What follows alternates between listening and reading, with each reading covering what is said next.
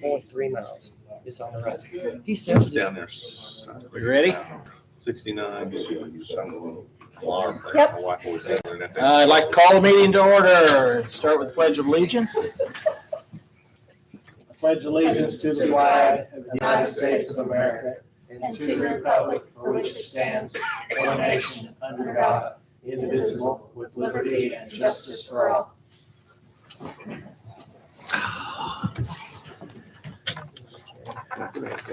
And food.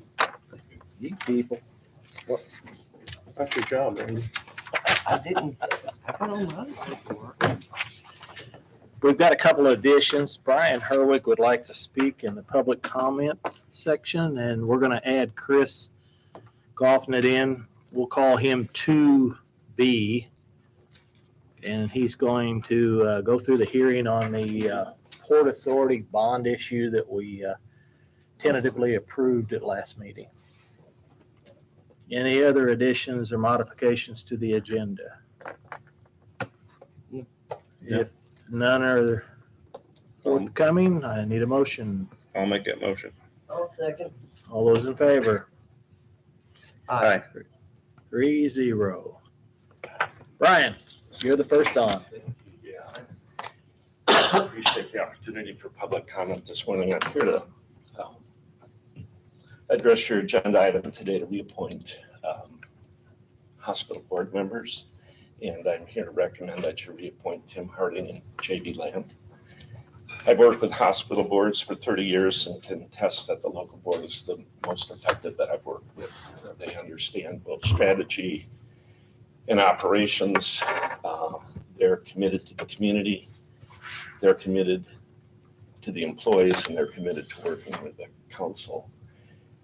If you look at what they've accomplished over the last several years,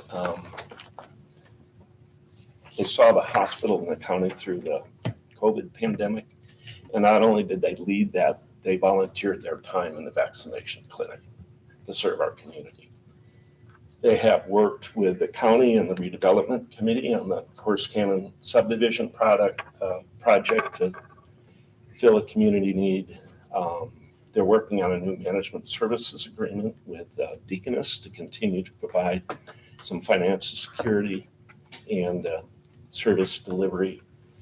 And also most recently, in response to the community need, they've started providing behavioral health services. So in terms of meeting community needs, they get it and they understand it. And again, I can't recommend any gentleman higher than that. So I leave that for you. Thank you. Thank you, Brian. Chris Goffnet, you're up next. Thank you for adding me to the agenda. I appreciate it. So, Do we need a formal hearing where we need to yeah, open a meeting? this and is then supposed to be close the it? actual hearing where you open the hearing for public comments. Yes. And then So what we need to do is suspend our current meeting and then open it up for this. Is it a bond reading or hearing? You're opening it up for a hearing on the Bond issuance. bond issuance that was For the Port discussed at Authority. the last meeting for the Port Authority. So I'd ask for a motion to suspend our current meeting. I'll make that motion. Second. Okay, it's 3-0. We suspend it, and now we will open the meeting for the hearing on the Port Authority bond issue that will cover the additional expense on the bridge. Okay, thank you. I don't have proof of publication yet because it was just published, but I have a copy from the news showing that this hearing was published in the paper. So, and I will bring to the auditor the official Right, affidavit Chris when I needs a get copy it. of that, yeah. They're a little bit slow lately with some things, so we'll get that. So the last meeting, which I was unable to attend, it's my understanding that Jason Simler and Tom Holm and Jared were here, and they introduced some ordinances for you guys and explained what we were doing. So what we are doing is, back in 2021, the commissioners authorized a bond anticipation note for bridge work, and that is ready to become permanent financing. And then we're ready also to issue some additional bond anticipation. I can't say that word, anticipation notes for additional work on the overage from the first bridge and then the second bridge we're working on as well. So they went through all that, and Jason was here. I hope he answered your questions the last time. We introduced for you guys 3 ordinances, drafts for you to take a look at. I've got them all here. These have not changed. They're from the same email that was sent to you guys. In fact, I just copied them off of that email for you. So we have, with respect to the new bonds, the bans, we have the long 40-some page ordinance, which authorizes the issuance of additional bonds in anticipation of those being taken out by future federal financing, which has already been approved, but they can't finance them until the project is finished. So it's just, in essence, a construction loan. And then we had an ordinance which amended the 2021 bond anticipation note ordinance to change the payment schedule a little bit because the RDA, the Rural Development, wanted to change that. And then the final one is an authorization from the commissioners to pay off the original bond anticipation note, which will be paid off by rural development funds, which the closing on that is set for late August, I believe is when that is. So the purpose of the hearing today is just to see if anyone, any members of the public are here and would like to speak, and of course to answer any questions you all might have. So. Any comments?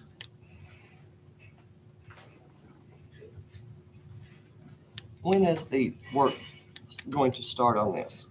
Started it 2 weeks ago. 2 weeks ago? And anticipation of when it will end or when it will be done? They've got 300 days to complete it, minus days when the river's flooded and all around the work. So we anticipate probably early summer. It'll be done. So my question is, the current bridge you're still utilizing, and is this one being built next to it, or how is this actually going to function? Then you'll have a cutover, which will be a period of time, I'm assuming that. They will do a lot of the piling, the driving of that with the bridge in place. They'll do that from above. And then as they build the bridge, the way they've done in the past, and I believe that's their plan for this, is they build a section to the side and remove a section and replace. So as they replace it, there'll be half of the new bridge and the old bridge will still be there, and they'll just kind of go down. Okay. It shouldn't put us out of commission for more than a few days at a time. That's probably why it costs more too. Yeah, it'd be cheaper if we could just stop it. Just build a whole bridge. Or like you said, build it beside it, but then you've got to move the And track. you got to move the whole Yeah. track, you know, can't do that's a that. cost too. So either way, and then it's probably off your right of way. We So, get as much use out of the new bridge as we did the old one, Yeah. which is like, what, 100 years old or something? That's an impressive old bridge. Went over it one time with your dad, Chris, on Yeah. the rail. This one will The be big better pilot. because it doesn't have pilings in the middle of the river, as I remember. Yeah, right, yeah. So now, I don't know if you all been down there kayaking or anything, but there's an island that's built up on one of the trusses that catches debris and then catches dirt. So now there's a little island there that probably shouldn't be there. So once we get the new bridge, we'll span the entire creek and then that'll wash away eventually. Then there won't be any debris catching on it, Yeah. like trees, limbs.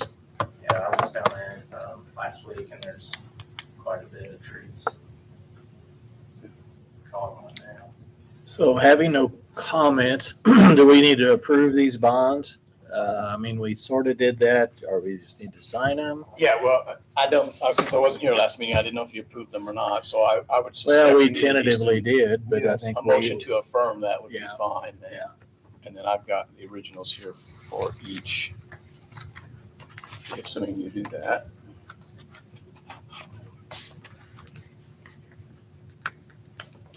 But I'll let you vote first. I'll entertain a motion to affirm last meeting's approval of the bond issuance for the bridge project. I'll make that motion. I'll second that motion. All those in favor? Aye. 3-0. Thank you all. And I'll. Now, Chris, Is it okay I with think, us to leave with Chris? yes, we're okay with everything else is on your end then through Ice Miller and, Yeah, so the process will be, if you've gone through these bond things before, I know you have, there will be a host of documents to sign, certifications and all, and I'll just, typically I would call Chris and have her let you guys sign them at the know. next time. Yeah. And you either can stop by my office or I can bring them out here, whichever's easiest. Okay. I'll just get them generated. Yeah, in the past, Chris has always had them laid out in his back room. It's just, like it's easy for them. Just we come in here and That works. don't have to be good. flipping through pages or Does that work for you moving them. all? Yeah, that's fine. Do you have all those right now? I do. Just so I make sure.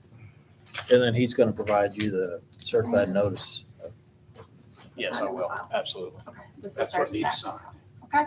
Thank you all so much. Do you need the originals, Chris? Or, No. okay, I'll just scan them and email it to you then I this will need a afternoon. copy, that's it. Okay. Thank you, Chris. Thank you all. Now I need a motion to close that bond hearing. I make that motion. I'll second that motion.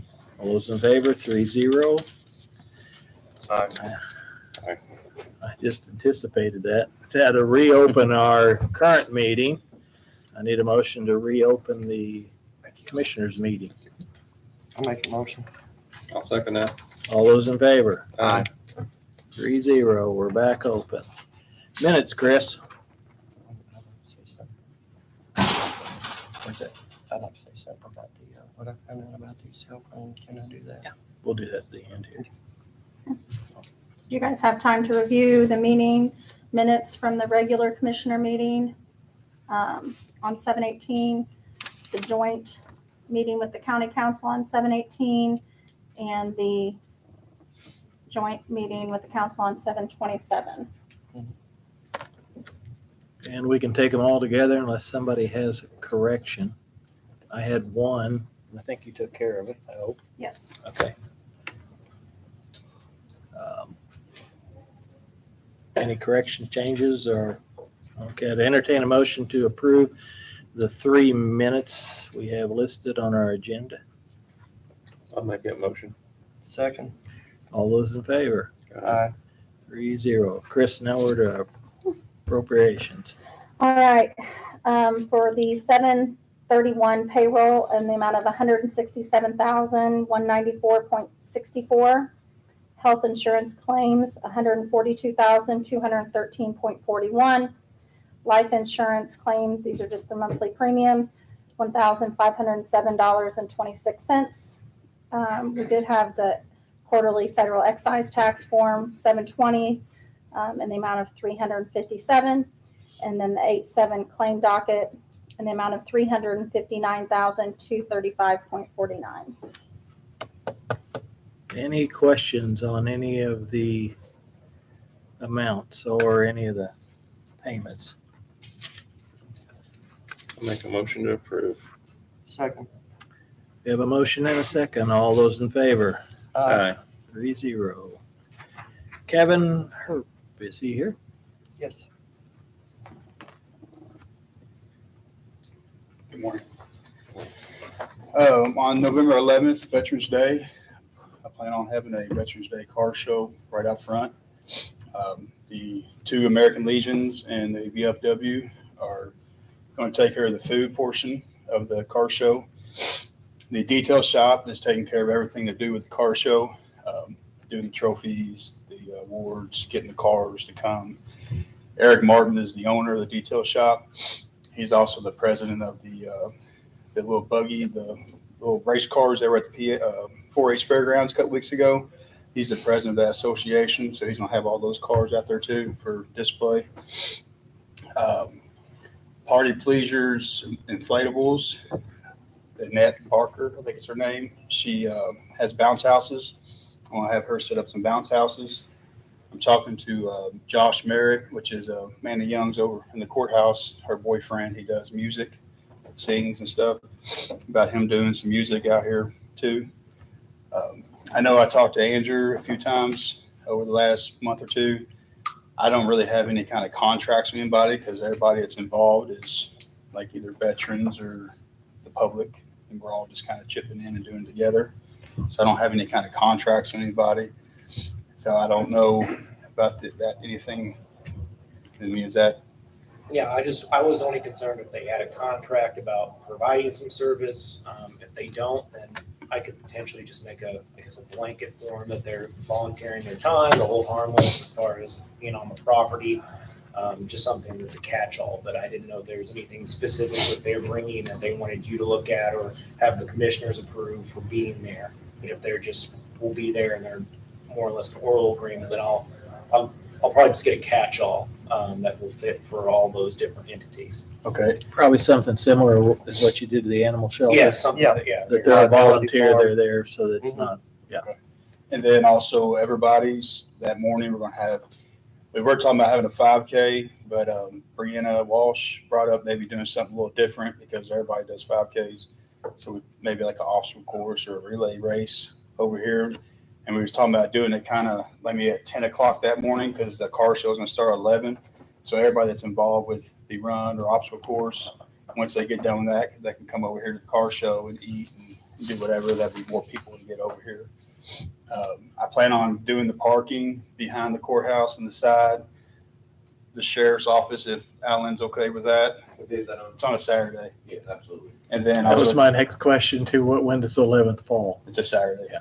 Yeah. And then I was going to talk to the church next door to see if any overflow parking can park in the church parking lot. Plan on the event being from like 11 to 4 on that day.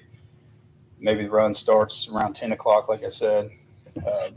And then I know we talked maybe using the restrooms if possible. That's the next thing I was saying, because if you lock off those side doors and even the commissioner's room here, then they would have access to the restrooms because you're going to need them. Okay. So So that's pretty much it on the car show portion. I just need permission to use the courthouse grounds that day. And I, when I saw this was on the agenda, I got a hold of Franzman's Insurance and Shepherd's, what it is now, and asked whether there's any issues insurance-wise about this event. He said there are none, so it's fine. 'Cause I wanted to make sure that we didn't pick up some type of liability that we're unaware of. So he said that's fine to do it. That was going to be my question. Yeah, Thanks for checking into that. Yeah, I when I saw it too, Well, I and thought sign that. we just need to know that. What Andrew's gonna draw Right, up, that's but- not covered too. It should, but then we want to make sure Yeah. if something comes out of it, we are covered under our current policy, so we are. So I make a motion to let him use the parking lot and the grounds. I'll second that motion. All those in favor? Aye. 3-0, I appreciate it. And It's Kevin, I nice to, will be there to volunteer. Okay, thank you. And then also on August 18th, we're planning on the vet center. You heard the vet center, they have a big RV that's wrapped vet center. They provide different counseling services. Also registration from Evansville VA will be here to register any vet that doesn't have health care that's eligible. And there'll be some other suicide prevention, center for development, civic engagement, and VA benefit counseling. They're going to be here from 10 to 2 on Friday, the August 18th. And I plan on parking their RV at the very far end of the parking lot and just setting up a few booths over there. And I kind of started set this up after the July 3rd events to kind of get some extra assistance here. Any vets or the family of that individual can come and get services if needed. So I just wanted to bring that up to y'all. I think Friday is a slow court day, so I think you'll be okay. So Okay. I think the parking lot will be pretty much yours. Okay. Friday. Friday, August 18th. 18th. I like to give you the answer sometime. Okay. Appreciate what Thank you're doing. Thank you, Kevin. Thank you. Thank you.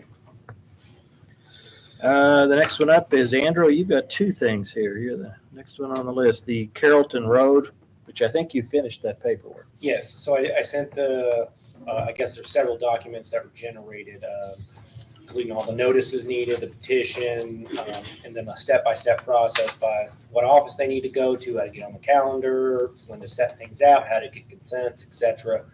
Sent that to the offices affected. Recorder got back to me. I believe all my forms meet with their needs. She kind of sent me back the recorder's manual for what they need. I might need to move the margins on the petition a little bit, but other than that, I think all those forms will suffice for almost any situation that it would come around. in terms of vacating public right of ways or roadways. So Okay. they should be able to proceed with that as soon as they follow all the qualifications. So Chris, you need to notify the guy that we finally got, he wanted I think it was Carrollton, is that what it was, Carrollton Steve? Road, yeah. And I don't remember his name now, it's been so Oh. long ago. But notify him to come in and fill out his proper paperwork, and I think he has to make public notice, and also notify his neighbors. And then we can put that on one of these again as a public portion of our meeting, and allow the public to speak on that.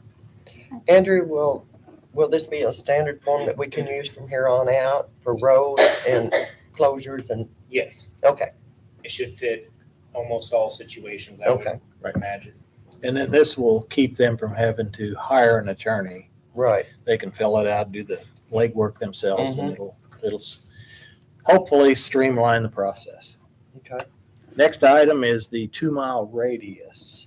Yes, so I've been speaking to Jeff back and forth a little bit on it, and basically it comes down, I guess, to what they feel they can do with the 2-mile and what they can't. So the whole point of the 2-mile buffer zones that are around municipalities is not to give them full control of that 2-mile area where they are enforcing, violations and things like that, they would within their jurisdiction. The whole point of the extraterritorial jurisdiction, the 2-mile buffer zone, is to allow them to control what types of things come in to that 2-mile area in order to protect their corporate boundaries. So, like for example, if someone wanted to, if the county zone right next to Tell City is industrial, and someone wanted to put like a turkey farm right next to the very edge of Tell City, they would have an issue with that because of everything that is incumbent with that type of zoning. So the 2-mile buffer zone allows them to zone that as residential or agricultural, but it doesn't really allow them to zone it for or to enforce weeds or enforce trash and things like that. It's mostly a planning type of extraterritorial jurisdiction. So I did talk to Jeff, and I did mention the fact that this property in question is purporting to be a business, to be a commercial entity, which would be a zoning violation if they are running as a business and they have been zoned as residential. He had some concerns about if they were trying to enforce that, how they would show that. And I said, well, I believe he's said it out loud to multiple people that this is his livelihood and we can't stop him, etc. But I guess he had concerns about proceeding on a pure ground of you're using this commercially when it is residential. So I guess. And see, I take it back, you use the example of a turkey farm.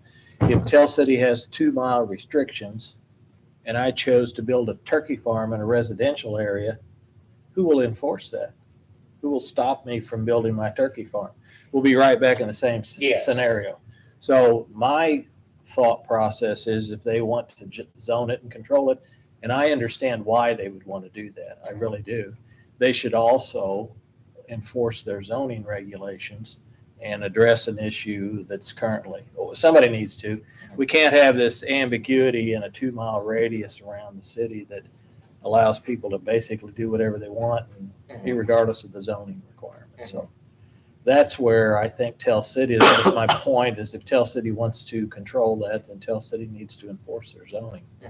And I don't know the legal requirements behind it, but that's my thought process. And I'm not sure if Jeff was aware until I told him that he is, flat out said that this is my business. I'm running a business here. I think he thought it was just trash and that would be a purely, like a sanction or, like you can't have trash in your yard, so that's enforced by us. But this would be like you are running this as a commercial zoned area when it's zoned residential. You need to stop, I think. Right. And we have Case Bolts are looking to put in a subdivision there, and I'm sure this is going to come back up because people are going to be hesitant about purchasing lots next to that process. So, I mean, I don't know if he needs to talk to the mayor about specifics to that, but I got the impression that from Jeff that he felt like at first it would have been hard to show that it was commercial until I told him that this guy was reporting that it was a commercial enterprise. I'm not sure if that changed his position. I'm not sure if he talked to the mayor about that. I could follow up and see if they, now that they know whether they're going to send somebody out, but he did mention, that, there are county enforcement mechanisms. We could send a deputy out there and say it was, but then again, See, our length of our ability to enforce something is health related. I mean, if there's something going on out there that is that issue, then we can take action. The zoning end of it is that what concerns me is because if you, and I'm just envisioning if I build a house, a nice house in the location, and my neighbor seemed to run a recycling center there, and he may call it his personal treasures. Yeah. But that's basically in violation of residential zoning, and we need to get our hands around that. Who's going to enforce that? Because this issue with the current group out there has went on for some time too, and we need to get resolved who is going to be the entity that enforces zoning requirements there. And I don't know that the county can enforce a city zoning ordinance. yeah, it cannot Yeah. enforce a city zoning ordinance, Yeah. but it can, I guess, it could pass an ordinance. Then I'm we're going to sure- have overlapping zoning, and which one do you follow? Well, yeah, you could pass ordinances though that don't necessarily have to do with zoning. They just have to do with, the normal executive and legislative functioning of the commissioners. Like you can't have trash on your yard. That is a nuisance. We're going to, abate that nuisance and go in that way. That's not a zoning issue. It doesn't matter if you're, a turkey farm or a house. You can't have your Do we weeds maybe have higher. that already What's that? as far as a trash ordinance? We created a weed ordinance, if you get, Yeah. but there should be a trash ordinance somewhere. I I would think that think would have been on so, the too. list before. I would- I Andrew, felt like there was. Can the city enforce in that 2-mile area the county ordinance? Since it's county-wide? No, they can only enforce their zoning ordinance in terms of planning. So it's a very limited territorial jurisdiction, and it is almost exclusively planning related. No, is that common in other areas like throughout the state with Nope. cities and counties? Well, it depends. Du Bois has no zoning, Mhm. so that you can do whatever you want at basically anywhere. But in most places, some towns will have the 2-mile, some don't. You take 2 miles around Tell City, that's a big area. Mhm. And that's kind of like you said, like a free range. It's a Wild West. Yeah. It's what it is. Andrew, I was wondering, okay, the person that we are talking about on this property, he's actually buying the property on contract, from what I understand. Mhm. So who would be responsible, him or the owner of the property? I mean, both would be responsible. Both would Anybody be. with a substantial property interest. And when you buy on contract, you basically create 2 property interests. Okay, so they would both be responsible for this, correct? Yes. Okay. Every notice and violation would be sent to both. Okay, I think what's going on with this too, because this has been going on for months, the question is, who is the responsible party? Who do these people need to go to? They need to go to the city or do they need to go to the county? Because right now they're just lost in limbo right now. They're coming to the commissioners and the commissioners are saying, I've just witnessed this. They're saying, well, that 2-mile radius. So I think that the question being asked is who enforces this 2-mile right now and who is the governing body of that? Well, it depends in what, I guess the way to describe it is, from what perspective are we talking about in that 2-mile? So planning and zoning is Tell City. So if they want that area to be residential, they can have it residential. If they want it to be commercial, they can have it commercial. If they want it to be whatever, they can want to be whatever. And right now But- it's set as residential, correct, by the city? As far as I understand, Okay. yes. Okay. Yes. So that's And so established. the zoning, if I just interpreted that correctly, the zoning would be enforced by Tell City Yes, so they. on the residential. So, I'm not going to, advise Tell City or whatever, but there is some argument to be made that they could say, well, you are running that commercially. That violates our zoning ordinance. We're going to proceed under that perspective, that it was planned agricultural residential, it's being run commercially, you need to stop. The county, I believe, can also proceed in terms of, does it violate just our regular ordinances, like having trash in your yard, saying, well, you do have trash in your yard, so we're going to enforce that. We could send a deputy out there, and cite them for that, and then take it to the prosecutor to enforce. That is a possibility. I think I brought that up early on in the process. I think there was some concern to let kind of the health department work with him. There was progress. We were going to try to, I think, go with the carrot a little bit less than the stick at that point. So, I believe we could go that way with it. If I remember correctly, I did look up the ordinance that I thought he was a violation of, but we could send a deputy out there to do that. So if you want me to do that, I can.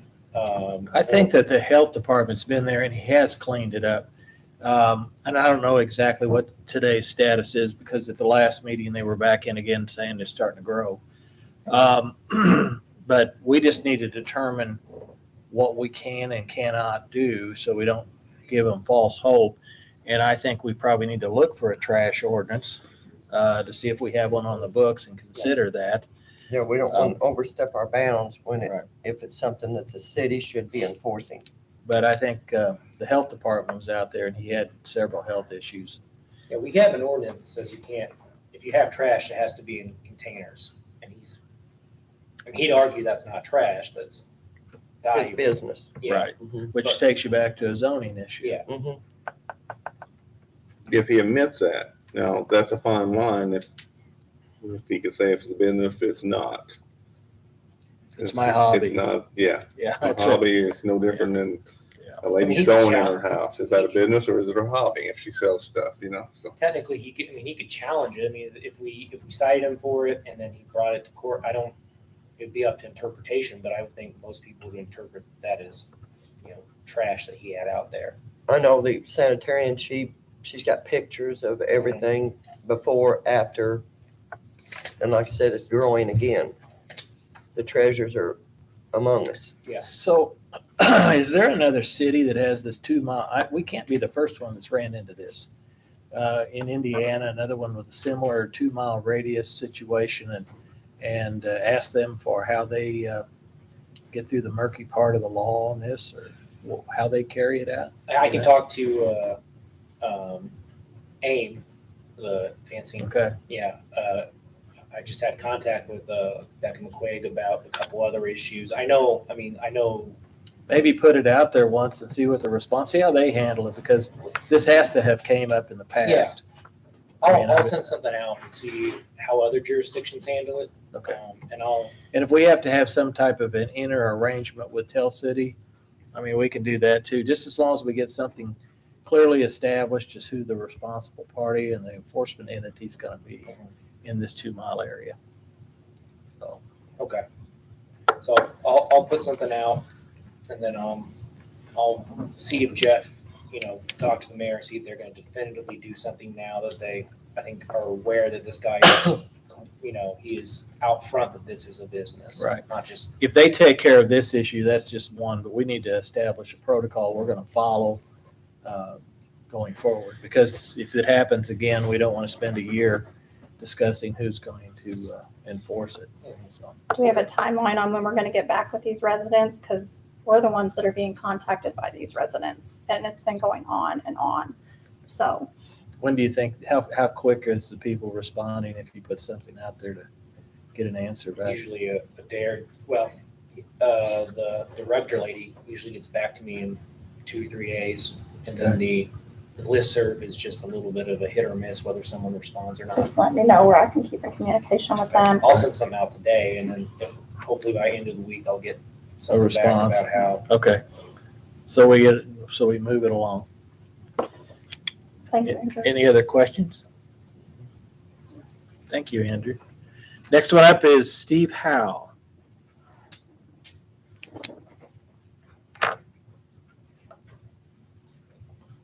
Morning. Steve. I'm here to talk about the Highway Department's interest again. Federal Highway and NDOT has made it clear that highway money is to be used on roads, and their intentions, they've said if it's filtered off and used in other areas, that we could possibly lose funding. With that being said, the interest that the Highway Department money earns, how can that not be Highway Department money? And my point of view is, how can that not be highway money? Because the Highway Department's money earned it. And I was told that there isn't an ordinance. So I've talked to Andrew, and I'm asking you guys to give him permission to create an ordinance that we get our interest money back that, we've always received. The problem you get into, and I'll address this one to begin with. We have money sources coming in from everywhere. Mm-hmm. So if we do it for one department, I think we're bound to do it for all departments. When we do that, we're creating how many different sources of funding? A lot. So now we're creating something that on a monthly basis is going to be quite labor intensive to put this together. It's always been done like that. So. Well, it was not, they had actually about 8 entities, 12 that actually got interest, and then the rest of them got nothing. Yeah. Now, how that theory came to about, I don't have any idea, but that's just, and the ratios of percentages, nobody can answer why certain ones got certain percentages, certain ones didn't. We, and in the past, when you're paying a micro percentage, it didn't amount to a lot of money. Right now, because interest rates are up substantially, it's going to accumulate a little more. In where we're sitting right now, it's just as an example, our rainy day fund has $31,000 in it. So we received last month a bill for $38,000 for juvenile child institution, and this month's equally that big, and that's beyond our budget. That both of them already were. We're going to have to find sources for those unexpected things. We've got pauper attorney bills coming in that's substantial too. And if we don't take some of these opportunities with the interest money, I don't want to come back to you. If you remember the health issue a few years ago where they came in and raided your budget. Oh yeah, I remember. I don't want to do that. I think roads, the highway, what you do is very important. And we need to take some of these funds and set them aside, get them into some rainy day funds so that we have the ability to manage some of these problems. And I, for one, would be hesitant to start picking out different departments and handing them interest checks. You gotta understand, I'm with the highway department. I understand 100%. That's my main concern. You're representing them. And Can I make my comment on? Sure. I agree with what you said.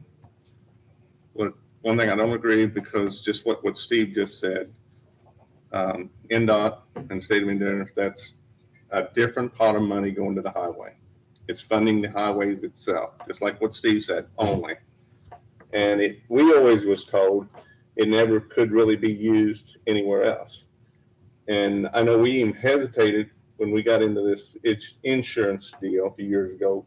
Could we take that? But we didn't have any other choice. I don't think it's bad to make an ordinance just for the highway, because that money's supposed to be used for the highway, no matter if it's interest or not. And the other departments, I agree with you there, probably should be thrown in a pool for them, for what you just said. Saying that, we represent, each one of us, the whole county, but we actually got our districts. And if you look at my district, and different than Becky's here, it's a rural part of Prairie County.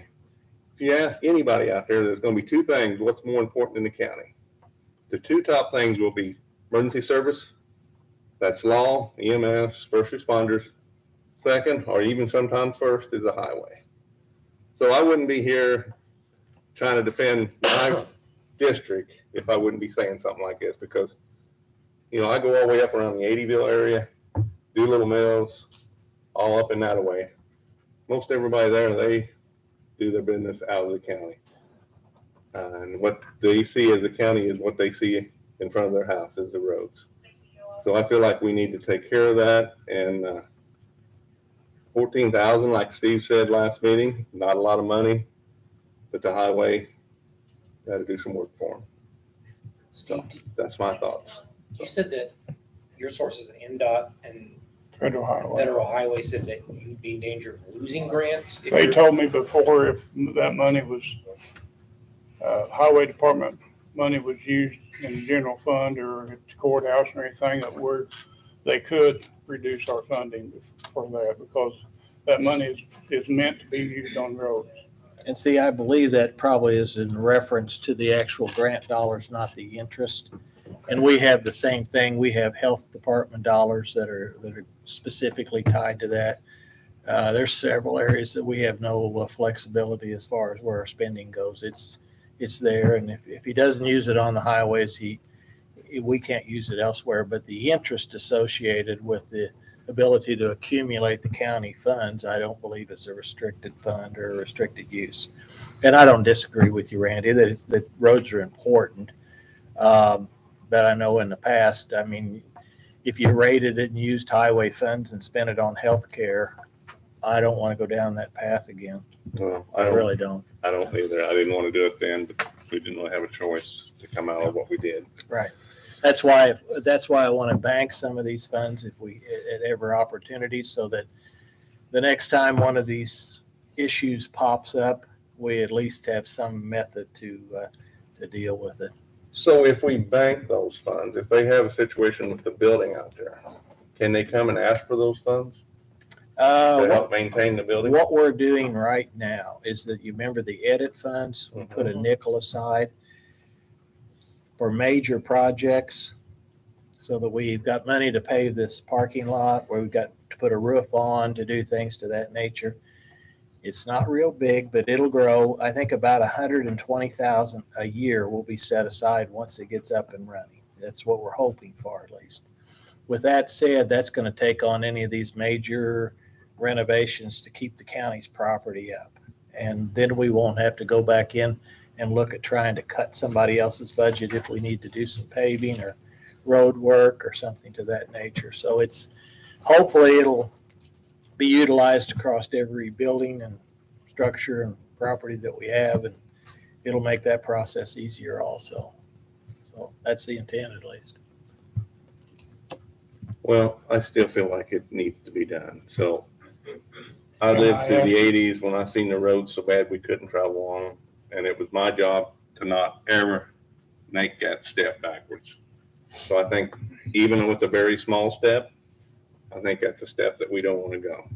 So with that, I would like to make a motion to have an ordinance just for the highway to earn their interest, what they earn. And I'm not doing my job, else I'd do that, Randy. So, I have a question. Okay. And this might be an Andrew question. Okay, if we do an ordinance for the county, specifically for the county highway, can it be made where it doesn't have to open up to other departments? Well, sure you can. I mean, it doesn't, this special ordinance. I mean, you can take them out to the side and say the county highway department will be treated outside of what is the norm for the other departments.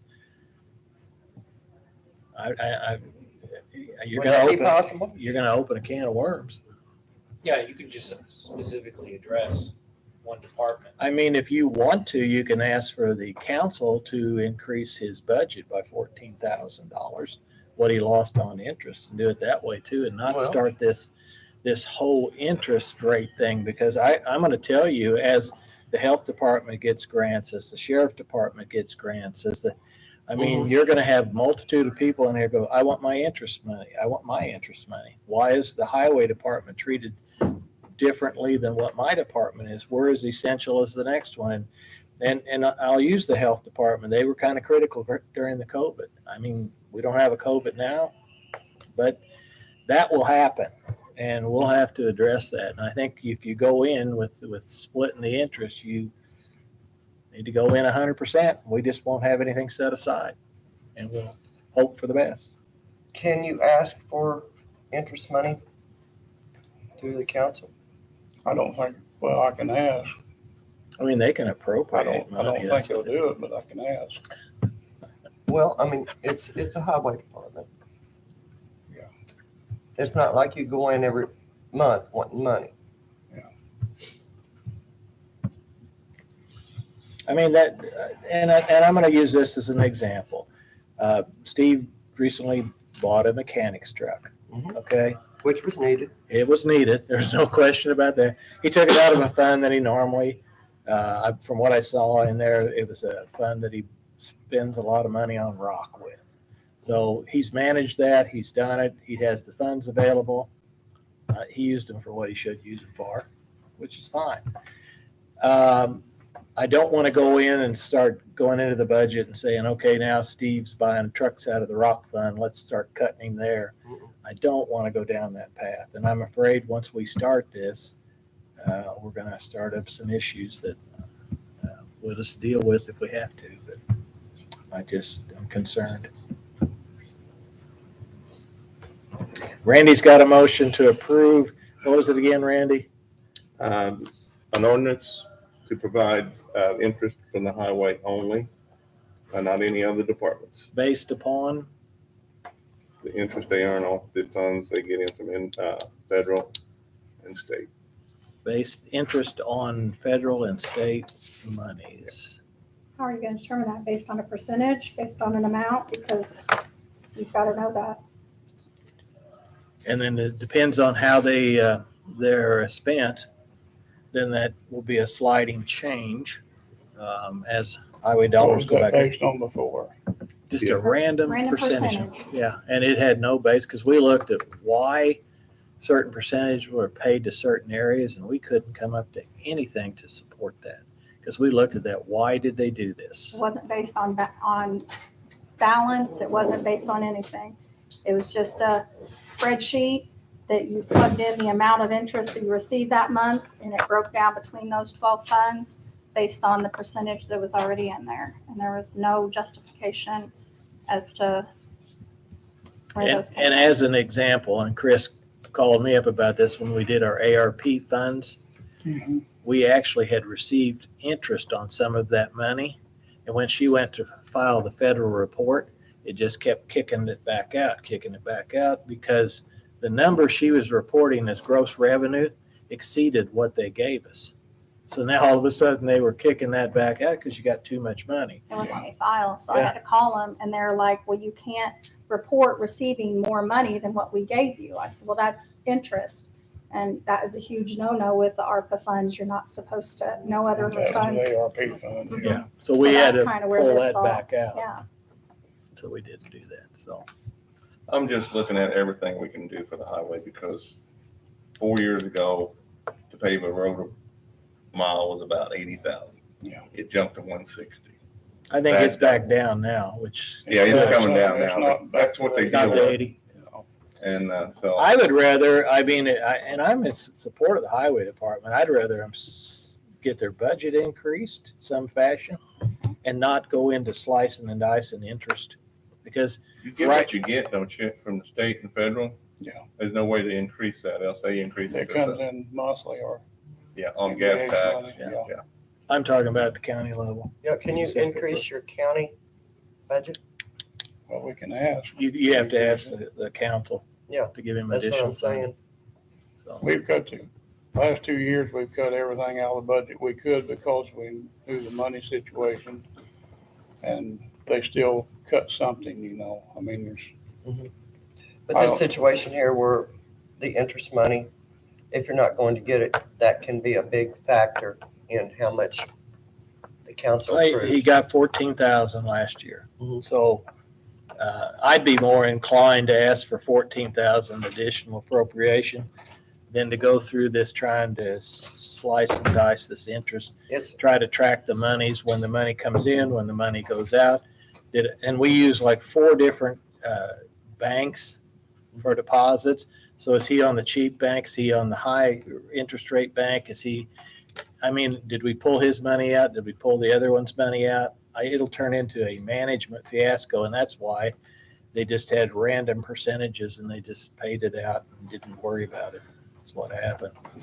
If you want to try that at budget, I can try then it. if they fail, then I'll bring my motion back. Okay, I can try that. Let's Randy. because I think you will have, like I said, the highway is important. And like Randy said too, I'm out in the county. I have to answer to the people. Yeah. And $14,000 is, compared to a lot of what's going to be coming on the budget, is not a lot of money. Yeah. And I think it would be a good idea. Our problem is we have other things that's not controllable by us in any fashion, and we get the bills, and that's hard to budget. And Well, that's true. that's one of the tough things. So. But I agree with you on that as far as, trying it with the council and then leaving your motion So, open. Randy, are you wanting to withdraw that motion? I think so, until after budget. Okay. Then I'd like to ask for, just Okay. especially for a Right, portion of that interest back, Okay, increase your budget. yes, Don't cut your budget to try to get it back, just do a normal budget. right. And Add that on. if not, then I'll bring that motion back, okay. because I think it's very important to our residents of the county. And have you hired anyone? I know you had 2 openings, you said, at the No, county garage. they haven't retired yet. Oh, they have. Oh, you're not pushing them out, are you? No, Okay. Is that it, Steve? that's it. Thank you very much. Thank you. Thank Sorry you. to make things so complicated. If it was easy, everybody'd do it. The next one up, Chris, is I guess the personnel handbook. Yes, I emailed you guys. The personnel policy handbook has been diligently meeting, working with both Andrew and Wagner, Irwin, and Schilling. There were just a couple things. Actually, I shouldn't say there's a couple. We went through and did some revisions on the personnel policy handbook, which was sent to you, that needs to be approved by the commissioners and the council. Then also there were a couple changes within the personnel policy handbook that would change a couple of job descriptions. We're still in the midst of reviewing all of the job descriptions, but as of right now, there was just some small revisions to the positions at the health department as far as who they report to. A lot of this came to do with some information from the State Board of Accounts after a review by them. So just bringing this to you guys today to approve those. Once you guys approve it, then it will go to the council. Does anybody have any questions regarding the updates to the personnel policy handbook and the job descriptions at the health department? That's what you put out on emails, right? Yep, Mhm. I read those. Yeah. No, I don't. Now, you have established, if I understand correctly, a actual person that is responsible for like reviewing hours and Yes. that on the health. At the health department, Yeah, right. yes. Yeah, Because I know there was some question there as who the responsible party was for that. Yes, The and State those- Board of Accounts questioned that when we had our exit hearing. yes. And so those revisions are to the job descriptions for Right. those positions.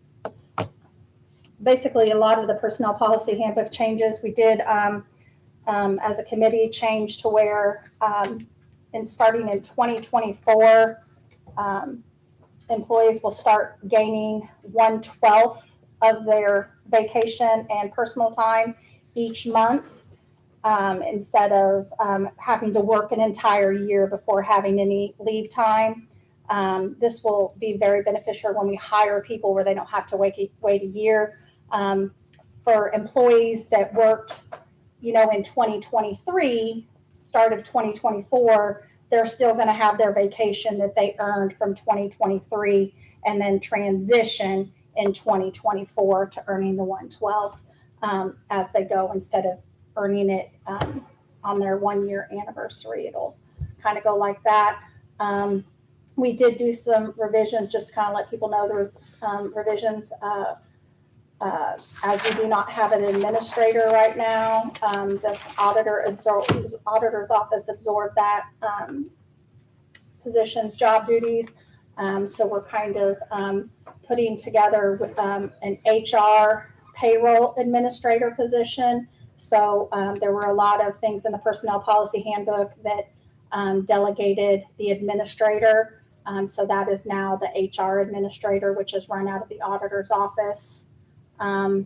We did the official updates to the exempt and non-exempt that were approved back in January. We did some modifications to the vehicle in the use of county vehicles right now. The way it's stated was that anytime a vehicle is driven outside of the county, it's supposed to be approved outside of the county or outside of the state. It was supposed to be approved by the commissioners. Of course, we know the location of where we're at, the highway, sheriff's office, and a lot of them drive over to the Tractor Supply store in Kentucky.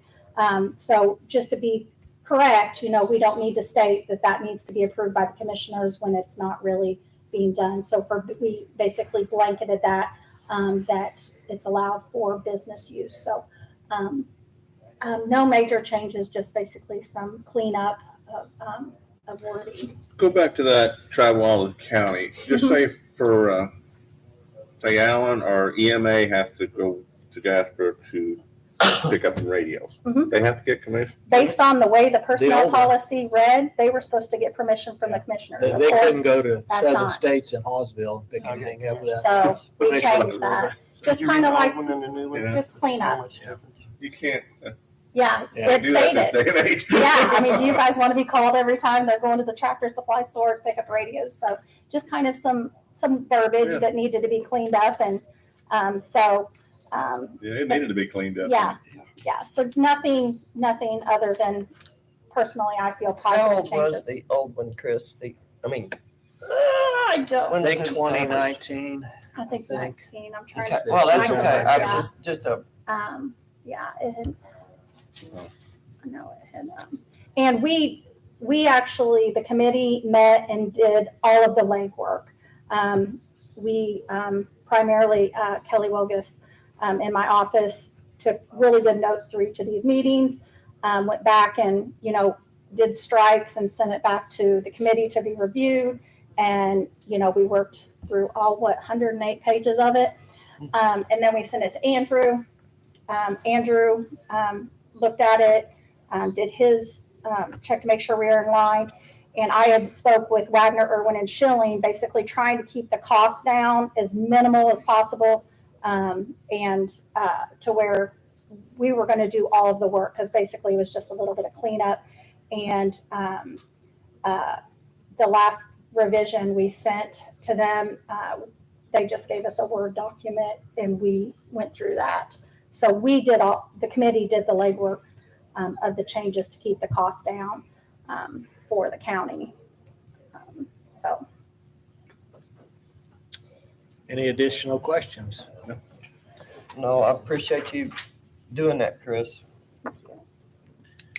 No questions? The only thing I would, Alan, you had never called me when you went out of the county. So. Oh, tell me, I'll start.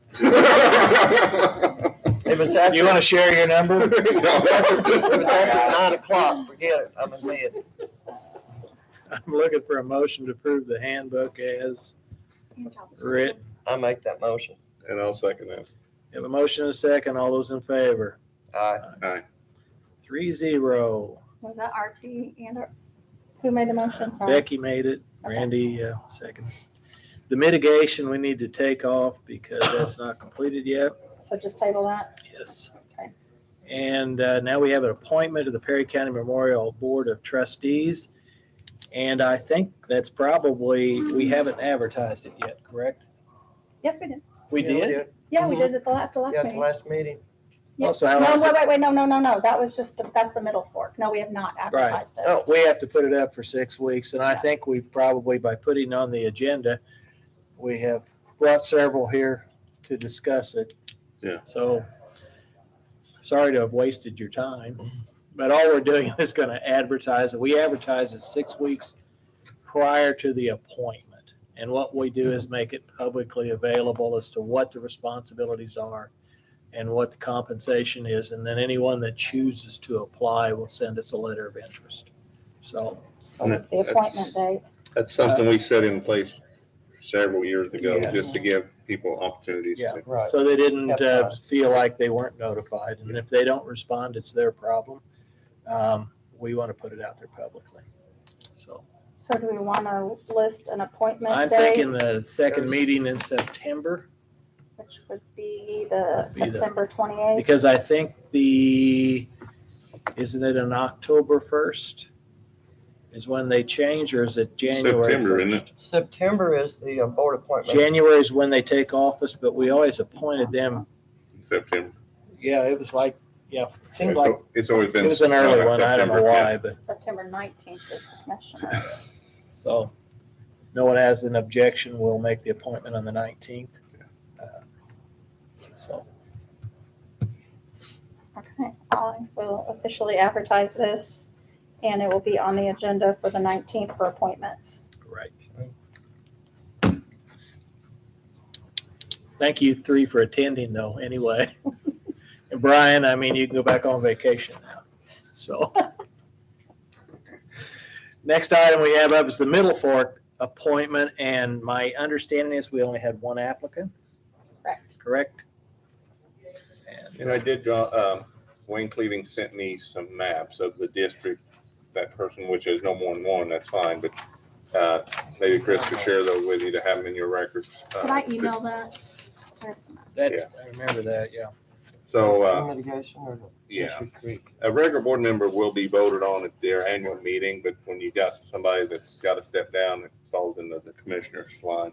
So this is only a appointment to fill this gap Yeah, until they until- get to their, It's less than a year, I think, when they have their annual meeting. Yeah. It's just fill that position until the annual meeting, then they'll have the proper way they reach out. They for go the, ahead and do yeah, candidates. Mhm. because I can't remember ever that coming up. No, before. it's never, not in my 10 years, it hadn't been, so. Yeah. And he was in District 3, the person that's stepping down, so. Okay. Is he in relation to you, Randy? Yeah, second cousin. Second cousin. Is that Wayne's? No, that's Gilbert's boy. Gilbert, please, okay. We have one letter, Nicholas Cleaving, that asked to be appointed to this position. And who's he filling out the term of? His father. His father? Yes. Gilbert? Okay. Any discussion? Hearing none, I entertain a motion to approve Nicholas Cleaving to fill the vacancy of the Middle Fork Conservation District. I'll make that motion. And I'll second that motion. I have a motion and a second. All those in favor? Aye. Aye. 3-0. Then one other thing we needed to add is that Becky has made a couple calls with AT&T, and she's got a little information on cell phone service.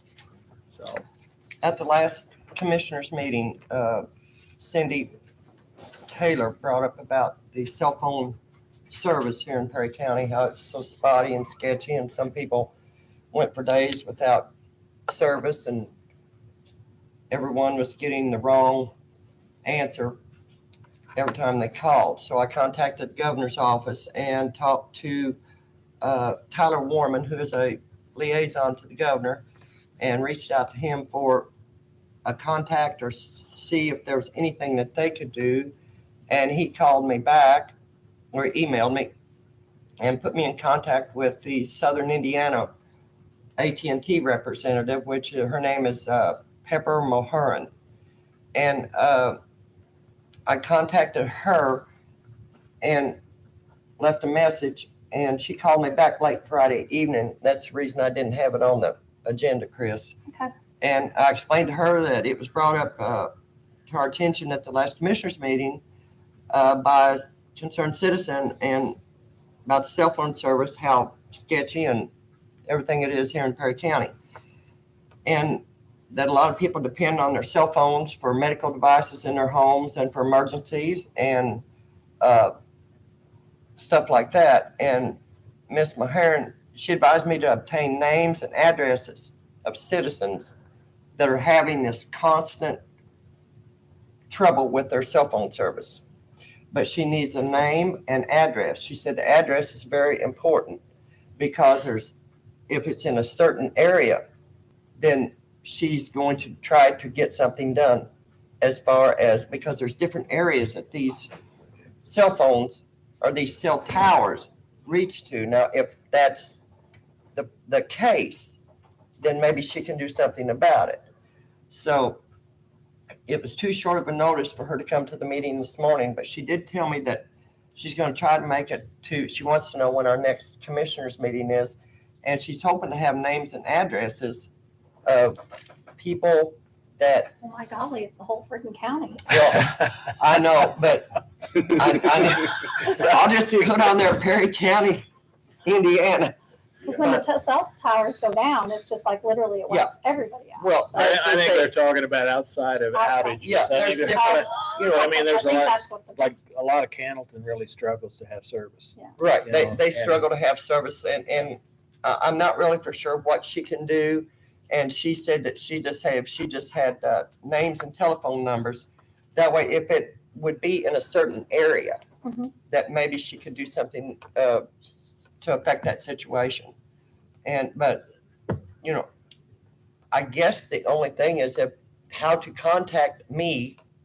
I guess they could through my county email and flood it with, It's gonna be big. well, all I need is names and telephone numbers so I can get to her, especially, Addresses. or addresses, If I'm we sorry. want to, we can just put it on the website. We can do something on the website and we can create a Google form to put on the website. That would be good, like a which would survey. compile, do it through a survey, which would compile it and then put it on a spreadsheet and then we wouldn't have to do it. So That we'll would just be do that good. through the auditor's office, have them email, I'll set that up.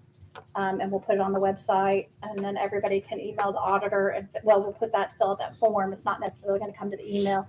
And Mm-hmm. that survey will go ahead and, so the auditor's office can take care of that. Okay, that'd be great. I appreciate And it. And then- make sure it's the area that they fail to have service, not necessarily their home. Because some Right. people will have service Right. at their house and go somewhere else and not Mhm. have service. So we need to identify that. But this Piper is willing to come to a meeting. Pepper Pepper? Maharan, yeah. Okay. I have to let her know when our next commissioners meeting is. It was Fine. too short of a notice. She called me late Friday evening. It was about 7 o'clock in the evening, so, but you know, I really We might appreciate want it. to hold that off till September, because I don't know if you guys looked at the calendar, hold that off, because September, you guys literally have one meeting, and then the very next week, based on it, you have, No, it's August. is it this one? This is the one that, yeah, and I'm glad you brought it up because Yeah, we, 'cause as far as paying our bills, we're gonna be Yeah. back in here next week, Yeah. next Tuesday. that's what it is. Is that, we have another meeting next Tuesday? The third Tuesday falls next week. Yes. And we usually need a two-week 2-week window in between pay periods. Yeah. So I would suggest we push it to the 22nd for the month of August. Okay. Simply to give us 2 weeks in there so that we actually have, You mean our meeting? yes, ours, Thank you. the August 22nd. So that's what I was gonna say, we probably need to push her to come to like the evening meeting in September because of that. I Okay. said that wrong, I'm sorry, Randy. That way it would give people time also to, Yeah. Start accumulating the right. addresses, yeah. And I'd like to follow up on what Becky just said. I got Verizon, so I talked to a Verizon rep, out Jasper.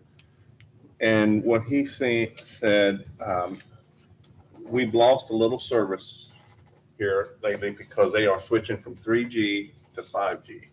He said people has lost a little bit of service until they get that switched over. He couldn't give me a time frame. He said Evansville, Terre Haute, Vincennes, and it's working east. Jasper wasn't yet.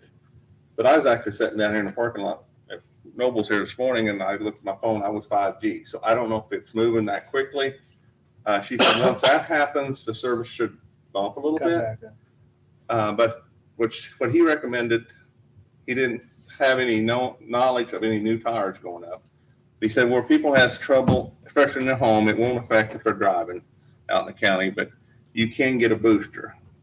He said, in most cases, if you got a 1, you'll have a 3 bar if you put the booster in your home.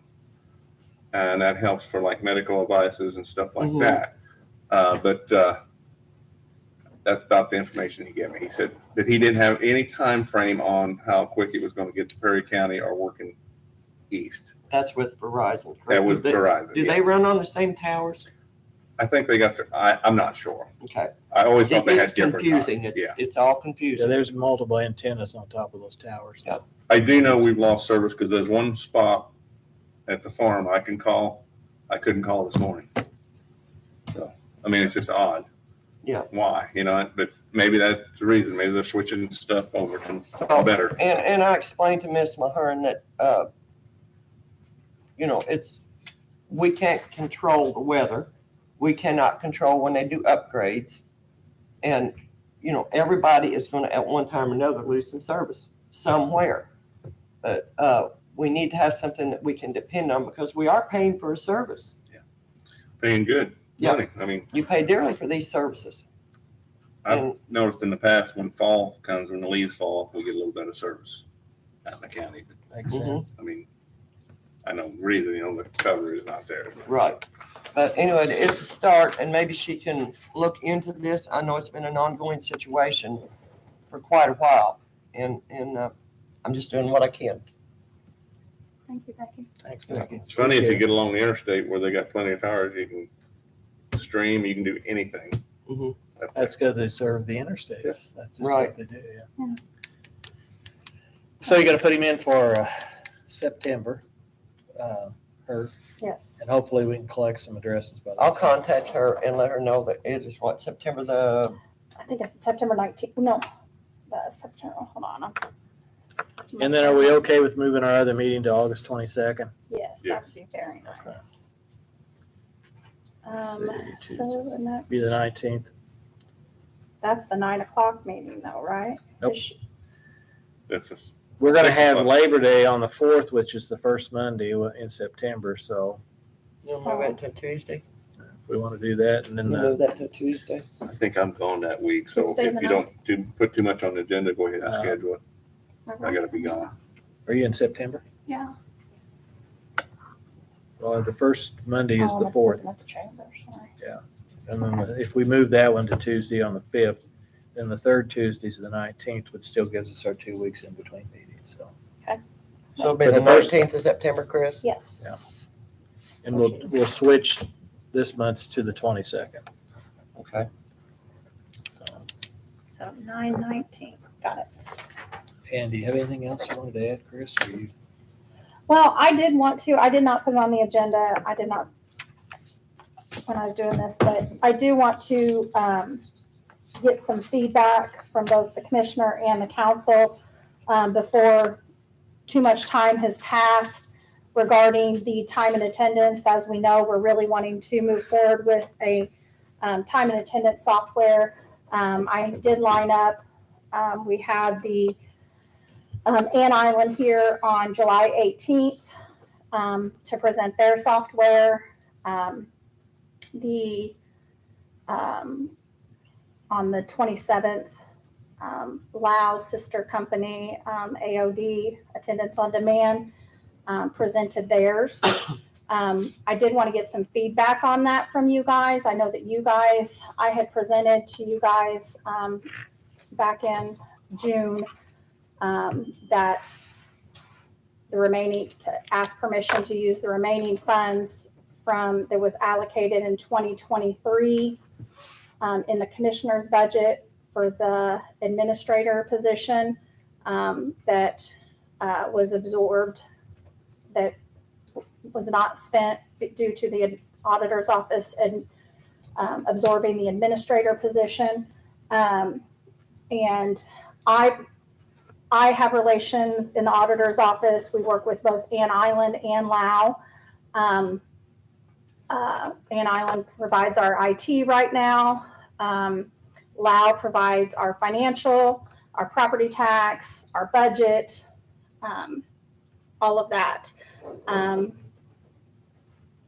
So I guess I wanted your guys' feedback, and where I'm going to ask the council this month also, because time is going on. It's already August. In order to get this implemented to be able to start in January, we need to be making a decision as to where we're going to go on that. So I just want to get your guys' feedback from both of those where it can be noted before too much time passes. I could not make the 28th meeting. I was busy that day, but you said it was around 38,000. Mm-hmm. Well, that was the Initial Lao one, and then I think the Ann Island one's about half that amount. 18. Yeah, Lao's about 38. Lao is 38. Ann Island is 18. That's their initial setup. Both of them are comparable with their monthly pricing. Right. Well, no. I think the monthly pricing Ann Island's less money Less, also. they're right too. Lao is about 1,000 a month, so it'd be 12, and Ann Island is about 8. From here on out. Yeah, so like the initial. Is that a yearly contract or? Mm-hmm. Yes. You need to, you sure wouldn't want to change that yearly though. No. I mean, it's setting it up it's going to be, that's where you're spending some money. But, In your programs and stuff. I know it's too early to tell, Randy, but has the trustees met for the insurance, and what's it look like? And you might not have this information yet on. Oh man, we've got them coming in from everywhere. So, I mean, my concern is, can we hold the employees' portion the same with insurance? I mean, if I look at spending money right now versus have to at the end put it on the employees' benefit package, what they have to pay, I don't know if I could be for something like this. well, the main thing is streamlining it. One of the problems is the State Board of Account does not like our pencil system for timekeeping. So their recommendation in a kind sort of way is you guys need to get caught up to modern times so that they have records they can actually audit rather than, we're one eraser away from changing everything that's there. So it's something we're going to have to do one way or the other because they're going to make us do it. Now, the insurance end of it, we're exploring several opportunities. Some of them are we're looking at options of eliminating some lasers, that are huge, huge expenses to us. So we're looking at some different options with that, no numbers yet. Okay. But it's kind of an ongoing process to see exactly what we can do. We got big dollars. They threatened us earlier in the year, and that opened everybody's eyes up. And so that's what initiated this whole, what could we do? How could we address some of these costs? And I'm optimistic because I don't have any rock solid numbers, and I hope it continues. I figured it was a little too early for So, the insurance to but get they're into it. supposedly putting options together for us. They want to meet with us again and cover some of these things, and they recognize that it's big dollars to us. And It was our goal in the past to try to have numbers. We used to not get them to after budget. We try to push them and hope you're doing that, also getting them before We have budget. a meeting That's set what I up was for the wondering. 14th. I have a meeting set up for August 14th. I'm diligently talking to them. Because A you lot need last that. week. I mean, Yeah, that's before you go in the budget. biggest expense in this county Yeah. on budget wise. There's a lot of things that I need right now to proceed with budget planning. One thing I don't, which I didn't see the Lao one. I don't like the time clock for employees because salary employees don't have to and the other ones have to. Is that the only way it can work? That they have the to? State Board of Accounts specifically called out the fact that we need to be setting the time you come in, the time you go to lunch, the time you come back from lunch. And the only way you do that is. And I want to second on that. Yeah. Due to the investigation that we had within the county on our timekeeping records earlier this year, we have a corrective action with the State Board of Accounts due to the findings of that. If anybody's been through a finding with the audit and you have a corrective action, if you have that corrective action and then they come back and you haven't acted upon that corrective action, then it's a huger issue, a bigger issue. And that's kind of where we're at. Of course, I like the idea due to, right now it takes 5 days to do a payroll, paper pencil. The efficiency that it'll add to my office and free up time is a plus. And initially, that was my main reason. Since then, we've had this corrective action with the State Board of Accounts due to the issue we had with our record keeping or our payroll timekeeping. So it's kind of a have to now. Now, there's gonna be some departments really can't. For example, highway department, maybe the deputies. Corner. They have a work from. system. They have a system already in play. Steve That tracks that. If you ever seen it, how much rock he put on a road, who Yeah, he sent I've out seen there. that, yeah. He's got all that. There So just has to be a that system. generates time cards for him also. So that's going to work fine. And then this is one of the reasons the handbook addresses the health department, because each department head signs off on the hours. So that's one thing that was lacking, because you had a physician in there that was heading the health department who isn't compensated sufficiently to run the department. And then we needed to clarify the responsible party who's going to sign off on these. And that was included in this handbook so that it could be accomplished. And once this process happens, then each department and the department head has the ability to modify these records or whatever. But we'll get clean data from each department into Kelly Wildvis, so she doesn't have to make a million phone calls to try to clarify what's going on. So it will help in that respect. And each department then kind of becomes their own entity and controls, their time. And that'll Because automatically go to the state, correct? well, then they can actually audit it electronically if we go this Right. way, and it should save us audit fees. Right. Hopefully. That's at least what they told us. A lot of times, Chris, we'll ask the department head what they recommend. Are you ready to make, I know we're not voting on it today, but would you recommend one or the other? Would I? I mean, as a commissioner, I'm gonna lean on the department because they're gonna be using it. Who do you do more business with? Wow. I feel that customer service with Ann Island is great. Customer service wise, great. I personally would like I said, we do financials, we do budget, we do property tax, everything with Lao. I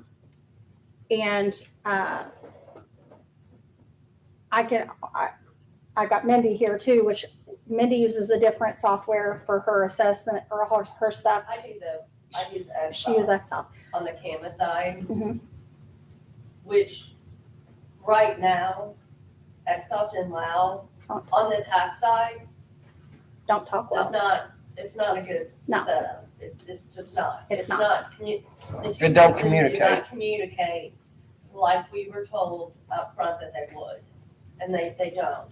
And that is on, That's what I was just saying with Mindy here too. I can vouch that we're running into a lot of work that we're having to do and a lot of time that we're having to spend because those two softwares don't communicate and correspond. talk. I personally, like I said, the business relationship with Ann Island customer service is wonderful. I just feel that Lao is already developed, and I know that Ann Island is saying, yes, we've talked to Lao and we can talk, we can do this, we can integrate, we can do this. It makes me nervous because in this situation, we were told that this was going to happen and it's not. So when it comes to payroll, I don't have the time of margin for error on this. So Lao is already developed. Lao is being used by I know I had the numbers a couple months ago, but over 50% of the counties are using Lao for for this. I mean, and we are going to be, the sooner we get on this list with Lao to integrate and have ready for January, the better it is for us. Because the longer we wait, there's no guarantee that we're going to have this to start in January. And if we don't start it in January, we're going to have to wait till 2025 because there is no way we can start a payroll system mid-year with tax purposes and all that. So in my opinion, I would like to go with Lao. I know it's the higher price tag, but just for that fact that they are already established, I've got a lot of other counties that I can lean on, and I know that they will talk. So, Mindy, would you be able to go with Lao also? No. Or will that, I mean, on the time attendance, The time and attendance is an struggle with it. independent I software acknowledge that's that it web-based. takes time in her office. But is it a want versus a need? And I know in this side of the building, I can't talk about anybody else, but I know on this side of the building, the office we take care of our employees' timesheets, we sign off on that knowing, and we keep track of those hours. And I don't sign off on anything that I know that they didn't work. Because Jane, you can attest to that. When we first came in office and training, it was pounded in our heads that was ghost employment. It's a felony if you sign off on something. So I don't, but my office doesn't do the payroll. We turn in the timesheet. So we have a system. Is it analytical? Does it take time? Yeah, but it doesn't work. Yeah. So I see both sides of it. it's changed though now. Like I said, I was looking to there's streamline. Yeah, moving parts all the time in county government. And absolutely. Chris and I have had this discussion 1,000 times. You can do anything in the private sector. And when you come to county government, it's totally different because there's a process for absolutely everything. So The time and attendance, actually, both of them are independent. Ann Island has a separate, and so does this AOD. It's not allowed, it's just integrated with them. And what they do is to collect the data on the web, and then that's transferred per pay period into Lao to generate the checks is how it works. Now, as long as you make that link and communicate, and I'm surprised Xsoft can't be communicating with Lao. There's something there in an export function that doesn't seem to, but that's getting into another area because that's generally, you may have to create a piece of software to do it, but you can transfer the data if that's a real Here's problem. my whole issue. Sorry, I didn't mean to Okay. interrupt you on that. Go Okay, ahead. let me finish. Go ahead. Now, I look at it, one thing is that Ann Island is local. It's a Perry County business. They pay taxes, employ people here. If our local community can't support them, how are we going to ask people outside of Perry County to step up and to support them? It's a product, and I would hold their feet to the fire with expectations. I wouldn't say, hey, partial service is okay. I'm not for that at all. They're going to step up and do it. But if we can't support our local businesses in a situation like that and give them the opportunity to prove they have the ability, and then from there they can grow into potentially serving others and other government, and then in turn possibly hire additional people who in turn live here, pay taxes, and become active in our community. So I have a tendency to lean towards them with some very clear expectations as to what they're going to deliver. It's nice that it's going to cost us less too. And it's kind of like using PSC. They live right down the block. I'll go there. And it's the same thing with the similar concept. And that's where I would come down on these two issues. It's local and it's more cost effective.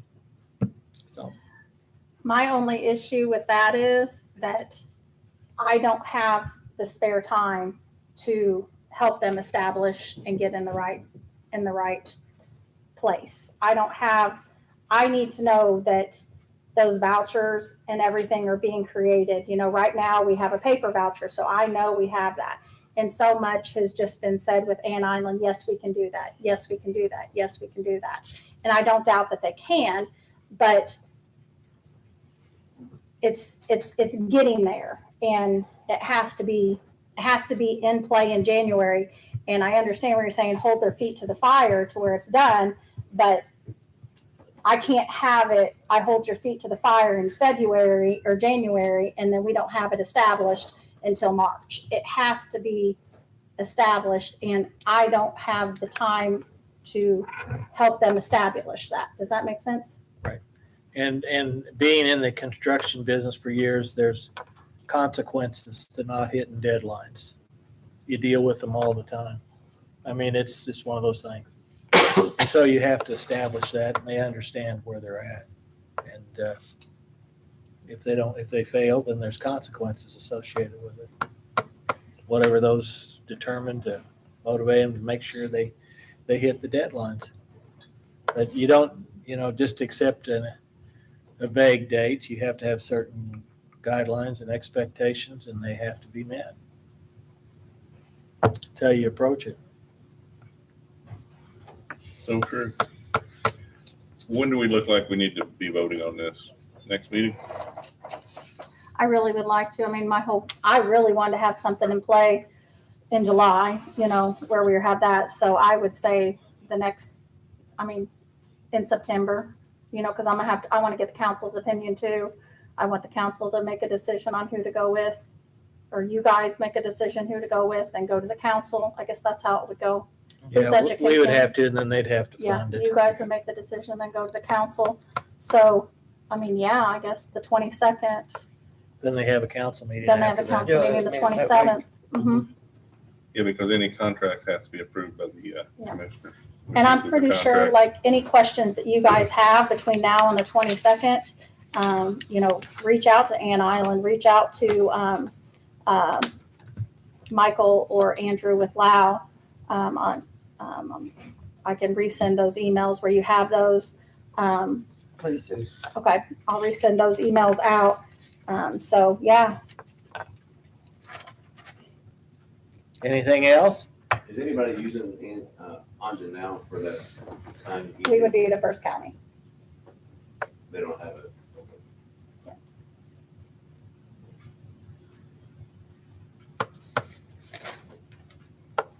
Hearing no further options, I'd entertain a motion to adjourn. I'll make that motion. I'll second that. All those in favor? Aye. Aye. 3-0, we're done. It's all the paperwork gonna be slid. She's gonna